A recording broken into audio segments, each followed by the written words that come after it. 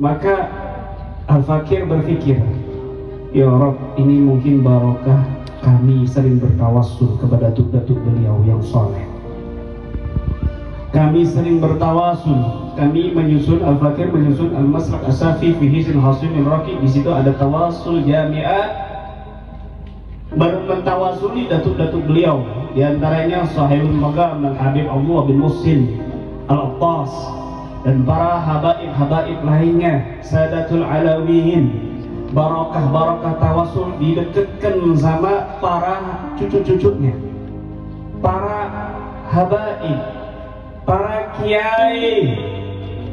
Tapi sekarang ya Allah, karena mereka tahu nih orang-orang kafir, kekuatan muslimin, mereka bisa melawan penjajahan di muka bumi Indonesia, karena tidak ada lain adanya habaib, adanya ulama yang terus membakar semangat warga penduduk Indonesia.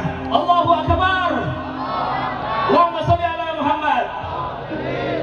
Akhirnya iblis, setan ngadu domba, ulama sama habaib diadu domba.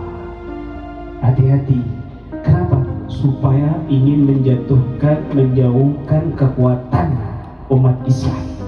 Jangan ditinggalin, udah nggak sehat para ulama tadi, para habaib, para kiai, nggak mungkin dipisah-pisahkan. Mereka bersatu. Mereka bersatu. Karena zaman dulu, sejarah di kitab Nasrul Islam fi Janub Syarqi Asia fi Janub Syarqi Afrika, siapa orang yang menyebarkan Islam di Asia Tenggara dan Asia Afrika. Disebutkan di situ bahwasanya orang Talis Belanda, mereka ini bingung kenapa kok keluarga pribumi memiliki kekuatan semangat untuk melawan penjajahan Belanda. Ternyata di situ dipimpin oleh para habaib, para ulama, orang-orang Arab, al-Arabul Muslimun, al-Khadarimul Ashraf, orang-orang Arab dari Hadramaut, dan mereka keturunan Nabi Muhammad SAW. Akhirnya di situ diantaranya tahun 1873 ada Al-Habib Abdurrahman bin Muhammad Az-Zahir di Aceh. Beliau membakar semangat warga penduduk Aceh untuk melawan Belanda saat itu. Menang. Maka orang Belanda bingung. Dia ngutus yang namanya Snockhorgen. Snockhorgen diutus menelitinya ada apa kekuatannya orang-orang Arab ini, kenapa setiap bulan haji ini orang Indonesia memiliki semangat yang luar biasa, ilmu yang luar biasa. Ini orang-orang Arab dari Hadramaut ini ngapain ini? Akhirnya di Snockhorgen ini diutus ke Mekah, ke Hadramaut dan beberapa orientalis Belanda lainnya. Di situ dia tahu kekuatannya ternyata di sini, para cucu Nabi. Makanya dia setelah diangkat jadi profesor di salah satu universitas di Leiden, dalam ceramahnya dia mengatakan tidak pernah ditemukan sejarah orang-orang Arab yang memiliki andil di Indonesia. Yang memiliki andil di Indonesia orang-orang Cina dan orang-orang India. Dihapus itu sejarahnya orang-orang Arab Hadramaut yang datang ke Indonesia, dihapus. Terus digaungkan di sekolah-sekolahan, di kuliah-kuliahan. Akhirnya mereka membeli juga kutaban, mereka membeli penulis-penulis dari orientalis Belanda dan bahkan dari Wataniyin, pribumi juga, untuk menulis, memanipulasi sejarah. Sehingga banyak yang meyakini bahwa di Indonesia ini pendatangnya dari India sama Cina dan mereka berdagang. Kalaupun ada sejarah orang Arab di situ ditulis untuk berdagang, padahal kenyataannya mereka bawa harta, mereka bawa benda semua yang mereka miliki untuk berdakwah di tanah mulia Indonesia ini. Nggak ada mereka, kalau nggak ada mereka mungkin kita masih menyembah berhala. Kalau nggak ada mereka ini wali songo, cucu-cucu Nabi, para habaib yang datang ke Indonesia, kita nggak kenal Nabi Muhammad. Kita nggak kenal Nabi Muhammad. Ya Allah, sekarang mau pihak ketiga mau didomba nih supaya kubu ini nggak cinta ulama, kubu ini nggak cinta habaib. akhirnya lemah, bisa dilumpuhkan Indonesia. Harus bersatu kita, jangan mudah diadu domba. Apalagi ada yang mengatakan Indonesia nggak ada Habibnya, bohong, hati-hati. Ya, ini merendahkan Indonesia. Al-Habib Abdullah Al-Haddad dalam kitab Thayyibatul Mawa'id bisa disebutkan fi kalamul akabir min fawaid, beliau mengatakan ma yakhlu zaman min afadil bani alawi ima zahirun masyhur atau khamilun mastur hatta yajal Imam Mahdi fi akhir zaman atau kama qala. Tidak sepi zaman setiap masa terkecuali di situ ada orang-orang utamanya, para wali dari Bani Alawi, baik itu yang tersohor ataupun yang tertutup, sampai datangnya Imam Mahdi. Di setiap zaman di setempat mesti ada cucunya Nabi Muhammad SAW. Jadi jangan dengerin kalau ada orang yang bikin fitnah habaib nada Indonesia, jangan dengerin. Ini ajaran menyimpang dari Ahlus Sunnah wal Jamaah. Apalagi sampai mengatakan nggak ada hadis satupun dalil yang menyatakan untuk menghormati keturunan Nabi, memuliakan, mencintai keturunan Nabi. Ini dusta. Kenapa? Karena mayoritas ulama Ahlus Sunnah wal Jamaah memiliki keyakinan, memiliki ajaran untuk mencintai, wajib ittafaqal muslimun fi wujubi mawaddati ahli bait Nabi wa mahabbatihim. Sepakat para ulama untuk mencintai para keturunan Nabi Muhammad SAW. Ada yang bilang keturunan Nabi, Ahlul Bait Nabi cuma Sayyidah Fatimah, cuma Sayyidina Hasan, cuma Sayyidina Husain, cuma Sayyidina Ali. Itu aja Ahlul Bait. Berarti fikihnya dia nggak matang. Fikih-fikih ibtida, mubtada udah jelas. Ahlul Bait Nabi man harma sadaqah ba'dah dalam hadis.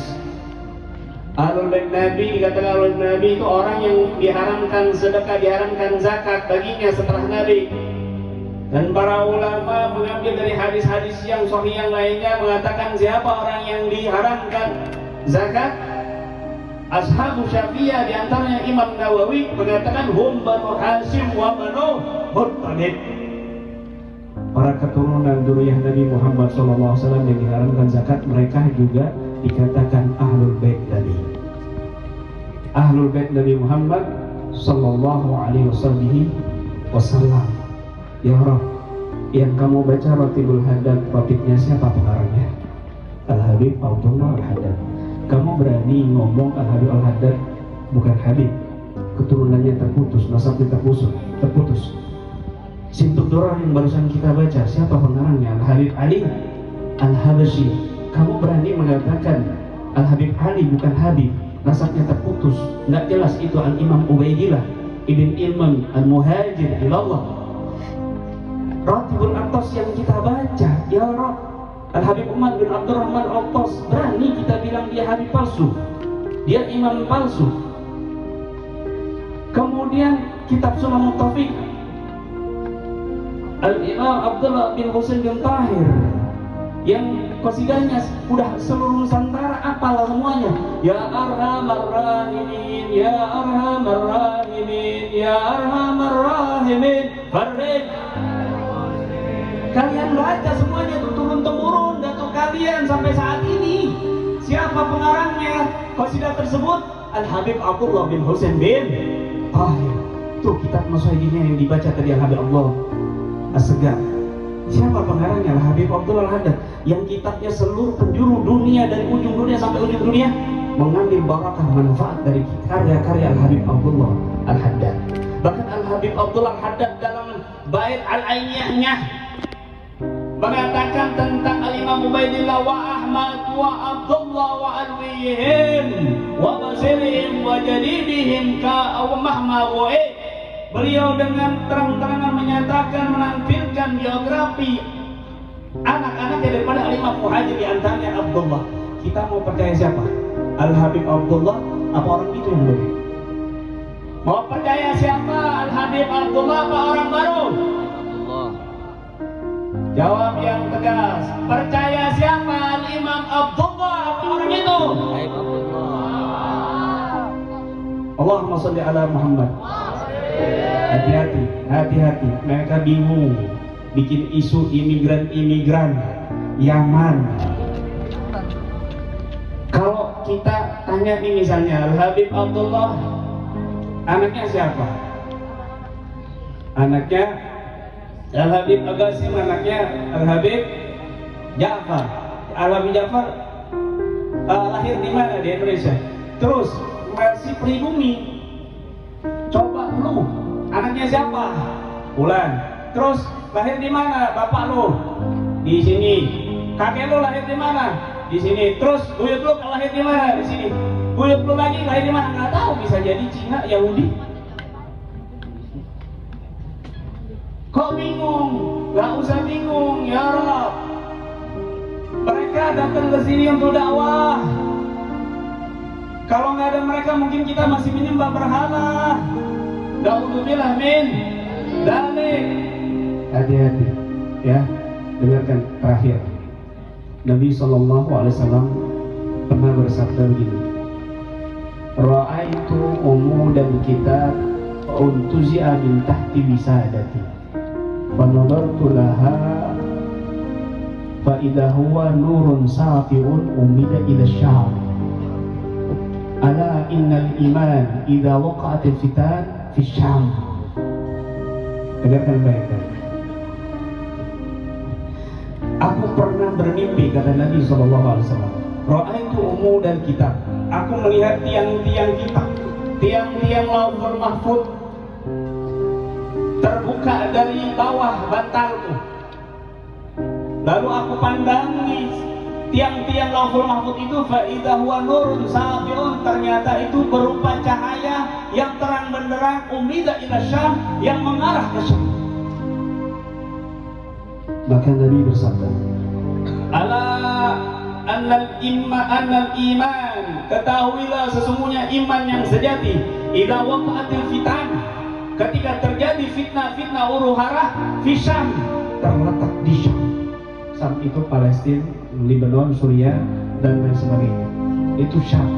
Padahal di lain hadis Nabi mengatakan satakunu fitan fi Syam, al-hurub wal-hurub, atau kama qala sallallahu. Banyak hadis-hadis yang menjelaskan bahwa terjadi fitnah-fitnah di negeri Syam, peperangan dan pengungsian. Tapi wala tasubbu Syam, jangan kamu mencela Syam. Meskipun ada fitnah huru-hara peperangan terjadi di timur tengah, di Syam dan sebagainya, wala tasubbu Syam, jangan kamu mencela Syam. Fa inna fihimul abdan, karena di Syam itu Palestina dan sebagainya ada wali-wali abdan. Bahkan nanti benteng terakhir umat muslim ketika Dajjal keluar itu di Syam, di Palestina. Benteng terakhir umat Islam itu. Hati-hati, balik ke Yaman, balik ke Syam, hati-hati ini ucapannya. Ya, bahkan di hadis yang lain Nabi pernah mengatakan Allahumma barik yang fi yamanina wa syamina. Allahumma barik fi syamina wa yamanina. Ya Allah, berkahi Syam kami dan Yaman kami. Ya Allah, berkahi Syam kami dan Yaman kami. Ada sahabat dari Najd ngomong, ya Rasulullah, wa fi Najdina. Ya Rasulullah, doakan juga Najd kami, Saudi kami. Ya Rasulullah, doakan juga berkah. Apa jawab Nabi? Fiha az-zalazil wal fitan wa fiha yadharu qarnu syaitan. Di Najd itu akan muncul fitnah dan kegoncangan, dan di Najd itu, di Saudi itu akan muncul tanduknya setan. Maka ini akhir zaman, ya, jangan mau diadu domba oleh pihak ketiga. Jangan mencela kiai, jangan mencela ulama, jangan mencela, apalagi mencela habaib. Hati-hati. Ini luar biasa anugerah yang kayak gini ya Allah. Nangis rasanya saya duduk di samping mereka semua. Mudah-mudahan sebagaimana Allah kumpulkan kita duduk di sini, mudah-mudahan Allah kumpulkan kita bersama datuk beliau yang mulia Nabi Muhammad SAW. Ya Allah, sebagaimana Kau mudahkan langkah kami ya Allah menghadiri majlis mulia ini bersama para cucu Nabi Muhammad ya Allah, maka kumpulkan kami ya Allah bersama datuk mulia mereka Nabi Muhammad SAW. Izinkan kami ya Allah minum telaga Kausar dengan tangan Nabi Muhammad. barakah para walimu, barakah para cucumu yang kau sisakan untuk kami di negeri Indonesia ini ya Allah. Ya Rabb, muliakan mata kami untuk senantiasa memandang orang-orang soleh, para kekasihmu, para habaib, para kiai ya Rabb, agar kami bisa memandang wajah mulia Nabi Muhammad kelak di akhirat ya Rabbal Alamin. Allahumma jal jamana hadha jam'an marhuma wa tafarruqana min ba'di tafarruqan ma'zuma wa la tajal fina wa la mana syakiyan wa la mahruman birahmatika ya arhamar rahimin ya arhamar rahimin. Demikian yang bisa saya sampaikan, kurang lebihnya saya maaf. Ada mini walaupun minkum. Wassalamualaikum warahmatullahi wabarakatuh.